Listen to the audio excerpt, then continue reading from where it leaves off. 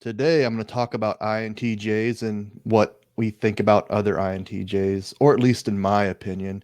And I'm not talking about Reddit keyboard warriors who think they're INTJs but are actually NFPs. I'm talking about INTJs that I met like outside in the real world. Yeah, some INTJs actually do go outside. Weird, right? I will tell some stories from my personal encounter, so go ahead and stick around for the whole video. I'd appreciate it. Many INTJs dream about finding another INTJ. In theory, it's the ideal, perfect relationship, right? Your ultimate mind mate, your intellectual match made in Harvard. Someone that's perfectly content just sitting in on a weekend, reading a book next to you quietly. Well, I hate to break it to you, but the INTJ INTJ relationship probably isn't going to be the most ideal relationship. Why, you might be asking? Well, INTJs are just too similar with other INTJs, so there's going to be no real growth. Well, you might be saying, well, we're so similar, we agree on everything, right? Let's play a game, all right? On the count of three, name your favorite dinosaur. Don't even think about it. Just name it. Ready? 1, 2, 3. Velociraptor. Well, I kind of hate to break it to you because INTJs tend to kind of rationalize relationships when there's a very large emotional component to it, and it's just not that cut and dry. You see, there's an emotional connection in relationships whether you like it or not. INTJs tend to hold things in and have a hard time processing their emotions. In society, especially for males, it's kind of seen as weak. But in an ideal relationship, you need to be open and vulnerable. INTJs tend to bottle up their emotions, and we don't always understand what we feel. So it's better to have somebody that will let you open up emotionally, not judge you, and encourage you to open up. You need someone with some emotional availability. INTJs typically don't have this because of FE Trickster. FE Trickster down in the shadow, which shadows FI, child, it again rationalizes our emotions. We tend not to process them. We definitely don't like to extrovert them out in the world. We see making emotional decisions and emotional public displays as weak and unnecessary. So in relationships, we try to rationalize things, and this usually doesn't work out, especially if you're a male and you're trying to find a woman.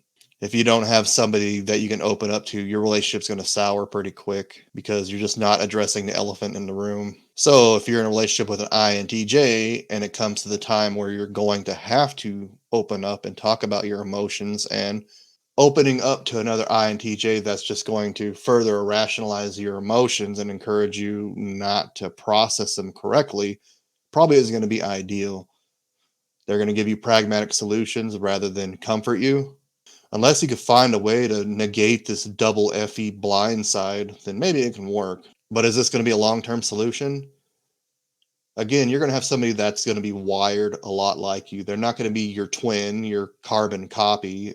Typology just doesn't work that way. That's one of the biggest criticisms we have.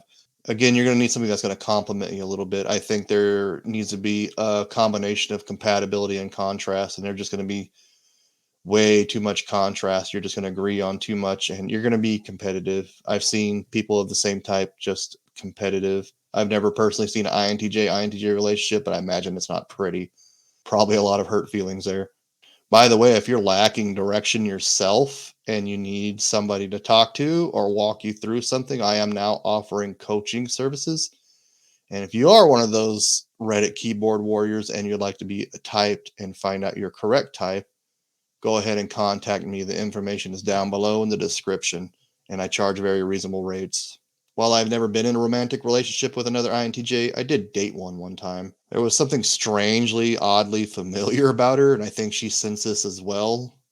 We didn't have a second date, obviously. I think it would have been a waste of time for both of us. INTJs, we can kind of sniff out when somebody's not going to work out and be compatible with us. But I think our barometers can be messed up due to trauma and other life experiences.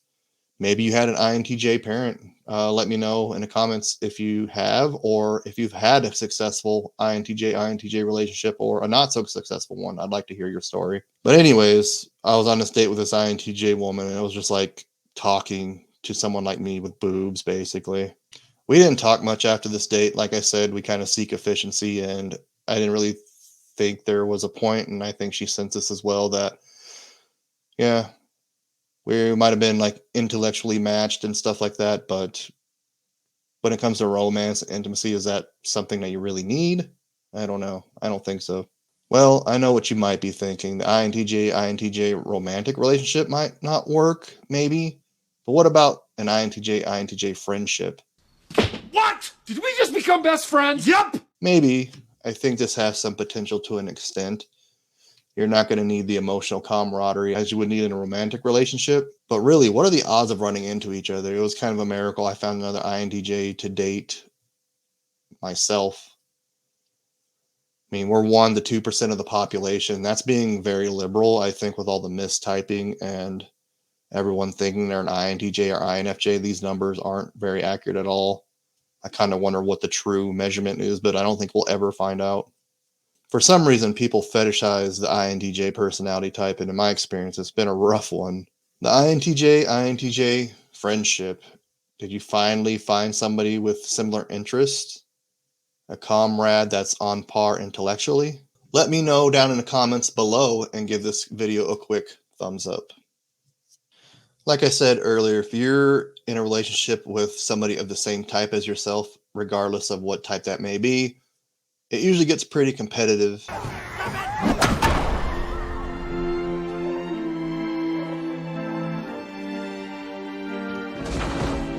And anyways, INTJs, we tend to be hyper focused and usually ruminate on one or very few interests, kind of like somebody with autism. Go ahead and watch this video up above somewhere or down below on the similarities between being INTJ and autistic. If you do happen to find another INTJ, are you going to have the same shared interest or are they going to vary? You might be able to respect your hyper focus on something, but one might be into chess and another one might be into quantum physics. And well, I guess there could be some similarities there, maybe, but it kind of seems statistically not likely to me. I don't know, but I'm sure it's happened. If I did have another INTJ buddy, I would personally find it pretty stale. Like I said, INTJs are usually about personal growth.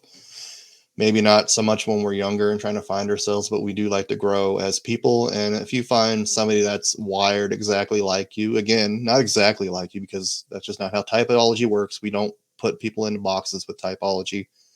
But having somebody that's wired like you and just going to kind of give you the same advice as you would give yourself probably is not going to help you on your self-improvement journey exactly. I think there is some value to it, and I'll talk about that more later. In my opinion, the INTJ INTJ romantic relationship probably isn't going to work. An INTJ INTJ friendship might have some potential because there is some camaraderie there. What about an INTJ INTJ working relationship? This is something I actually do have some experience with. Believe it or not, I used to work with 2 other INTJs in the same workspace. So I guess we do happen to find each other out there in the world. It's just not very often. I'll run into another INTJ periodically here and there. And no, it wasn't in an engineering field or the corporate world. Not all of us INTJs are these super successful CEO people who are making bank, especially if we've been through a lot of trauma. Recently, as I'm filming this video, I interviewed an INTJ woman who's been through hell and back, and you can watch that up here down in the description below. She has quite an interesting story. And as I was saying, I did work with 2 other INTJs, and we weren't designing bridges or building aqueducts or going to work with little cute briefcases and suit and ties. We were actually just parking rental cars. Nothing fancy or extraordinary about that, unfortunately. But one of the INTJs that I did work with was actually a pilot, and he was training to become a flight instructor. The other was a weekend warrior and was in a National Guard and walked around talking like he was Rambo or something. Me, on the other hand, I was just working, trying to make ends meet because I really don't know myself and I'm barely starting to discover who I am. And you can watch this video up here somewhere or down below on what it's like to be traumatized and lacking a self-identity. Well, I mentioned earlier in this video, it's not very likely to find another INTJ to be friends with, but these 2 other INTJs I worked with are actually quite buddy-buddy. And it gave me interesting perspective on how INTJs can be total buzzkills. They definitely create a divide between themselves as INTJs and our other co-workers. They were kind of on their high horse and thought they were intellectually superior and morally superior. They really went around preaching that how other people were stupid and how frustrated they were, which I can relate with, but it's not a good attitude to have. And you're going to rub people the wrong way. Typically, the two INTJs I am discussing drove around in the shuttle, picking up other coworkers and dropping us off at various locations, and they dubbed themselves the retard wranglers. The other coworkers, on the other hand, didn't care much for them either. It was a real interesting dynamic. I'd be in the van with the two INTJs, and they'd be sitting there talking about, oh, these people are so stupid and they're so irritating. Then I'd be with the other coworkers. Oh, those guys are assholes. They're so rude. They think they're better than us. I can definitely see how INTJs rub people the wrong way. Give me a good introspective in my own actions and my own behavior. Me, on the other hand, I just kind of sat back and kept to myself. I was aloof. And while this does rub people the wrong way, I guess I had the other two INTJs distracting me from the persecution. So it was kind of nice. Others seen these two INTJs as cynical and rude, and they lacked social skills. And I tried talking and hanging out with these two INTJ guys, but they were just too negative for me. And that's saying a lot. I'm usually seen as a cynical, nihilistic asshole of the workplace. It definitely was a trippy experience being alone in a van with two other INTJs. Imagine three INTJs in the same van. It's like we're going to an INTJ convention or something. Yeah, I can imagine an INTJ convention where we all separate and just go on our phones and read a book or something and not talk. So, is there ever an instant where it's good to have an INTJ in your life? Yeah, I think there's some instances. One instance where I had an INTJ therapist of all. Imagine an INTJ therapist. A long time ago, I interviewed an INTJ that's becoming a therapist in Malaysia. So you can go and watch that up here. Definitely a throwback when I was at INTJEquation. Anyways, I had this INTJ therapist, and it was a bit of a struggle for her. I could tell she didn't know that she was an INTJ, but I knew she was.